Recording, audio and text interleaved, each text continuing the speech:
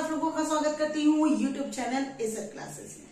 आज मैं फिर से एक जनजाति को लेके आई हूँ, ये है महली जनजाति। आज जानेंगे हम लोग महली जनजाति के बारे में। तो महली जनजाति को शुरू करने से पहले ये जान लीजिए, ये जो जनजाति है ये किसके अंतर्गत आएगी?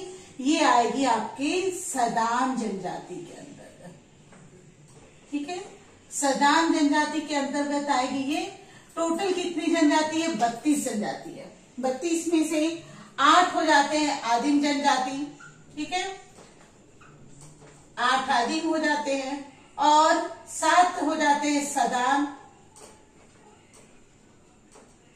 5 हो जाते हैं राजपूत, और जो अब बाकी अदर बचते हैं 13 है। इसके में भी कारण है जो अदर्स, ये आपके हो जाते हैं टोटल 32। लेकिन काउंटिंग करेगा तो ये +1 रहता है, क्योंकि बिरिजिया जो है कूद के कभी आदिम में जाता है और कूद के कभी सदान में जाता है। ठीक है, तो ये दोनों के कारण, बिरिजिया के कारण यहाँ काउंटिंग 33 आएगा। ये समझ में आया? तो आज हम लोग इसी में से जानेंगे ये सदान जनजाति के बारे में। सदान जनजाति में कौन कौन आएंगे? चलिए महली से ही शुरू कर देते हैं। महली, ठीक है, कुरमाली,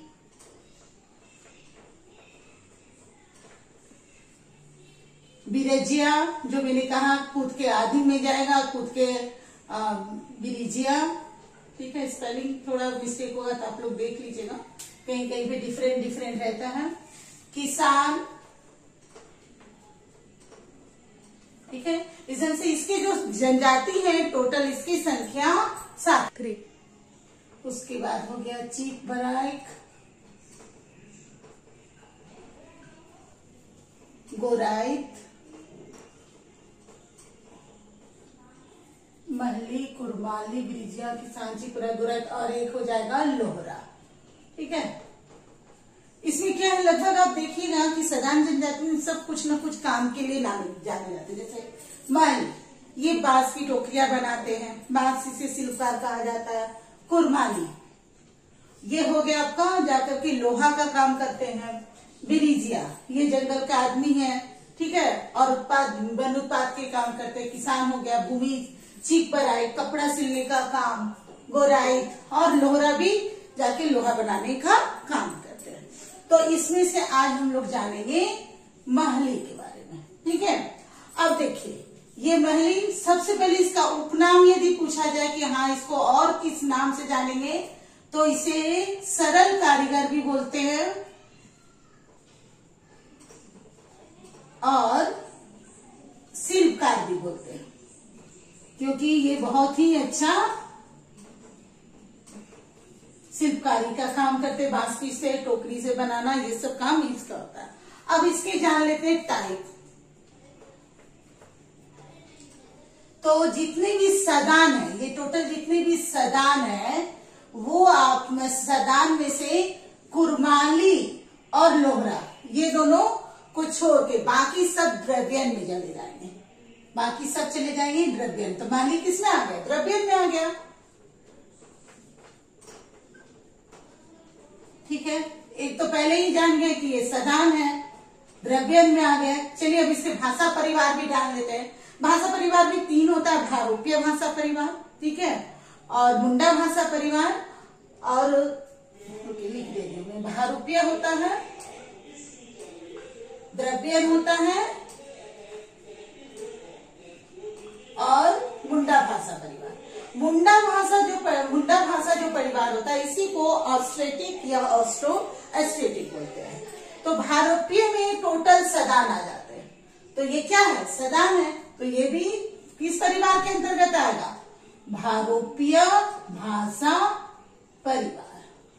ये देखिए, ये हुआ भारोपीय भाषा परिवार। भाषा यदि पूछे कि ये कौन सी भाषा बोलेगी महली, तो ये बोलते हैं सादरी।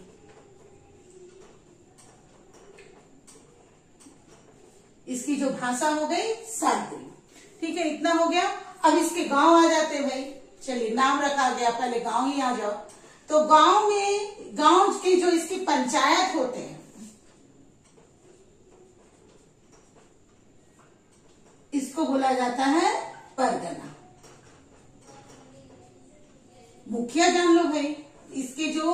मुखिया होते हैं वो होते हैं परगणित। इतना हो गया। अब जो है इसका एक चीज और जान लीजिए, रिजले के अनुसार महली को 5 उपजाति में बांटा गया, 5 उपजाति में, ठीक है।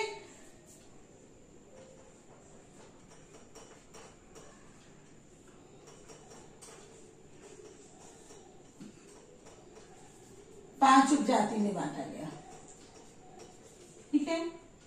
अब ये पहला है बांसकोट, ठीक है। बांसकोट क्या है? बांसकोट महली जो होंगे वो बनाएंगे बांस की टोकरियां, ठीक है। बांस से बने टोकरी के कारण ये काफी फेमस होते हैं।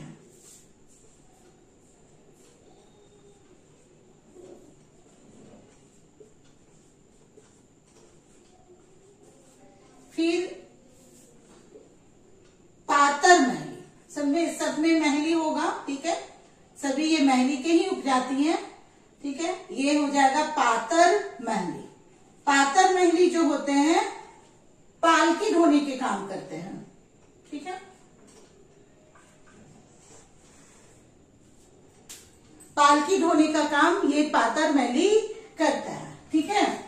ढोने का काम करते हैं, ठीक है।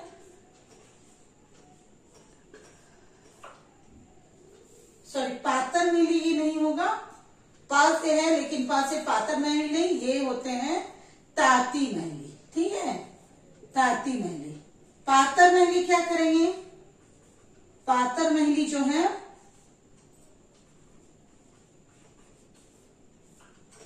ये बांस की भी टोकरी बनाएंगे और खेती का भी काम करेंगे। बांस की टोकरी और खेती का काम।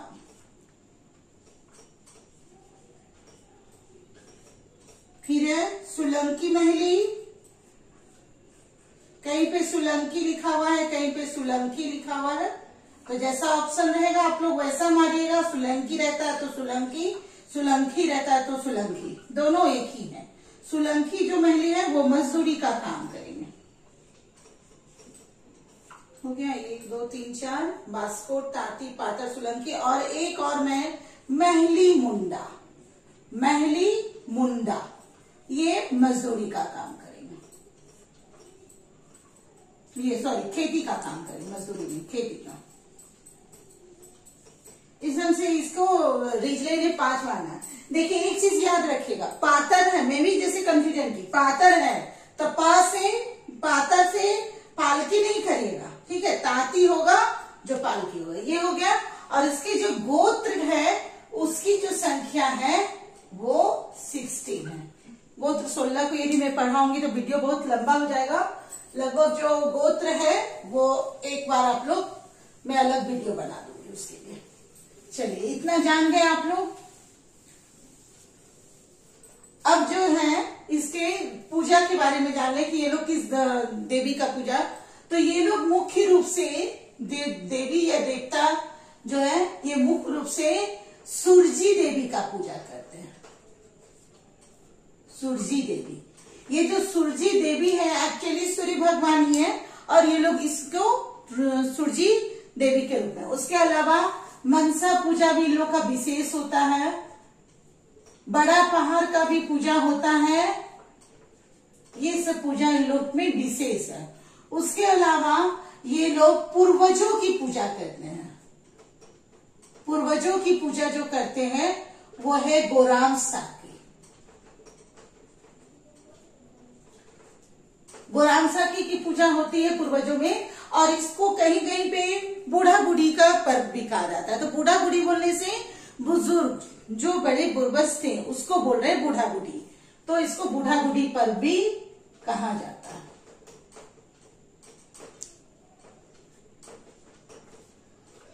ठीक है। और इसी तरह विवाह में भी इसका भी जो बधू मूल्य है, सिर्फ एक ही जनजाति में बधू मूल्य नहीं होता, वो है कोरबा, इसमें बधू मूल्य होता है।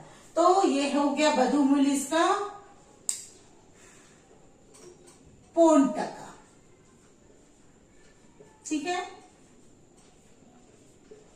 और जितने लगभग जो जनजातियों में जो शादी है लगभग इसी में सारे शादी इसमें भी होते हैं। बस जितने भी विवाह है लगभग जनजाति में सारे होते हैं। इसमें भी समगोत्रीय विवाह निषेध है। ठीक है, गोत्र है तो समगोत्रीय विवाह निषेध है। ये हो गया। ठीक है, चलिए और आगे देख लेते हैं।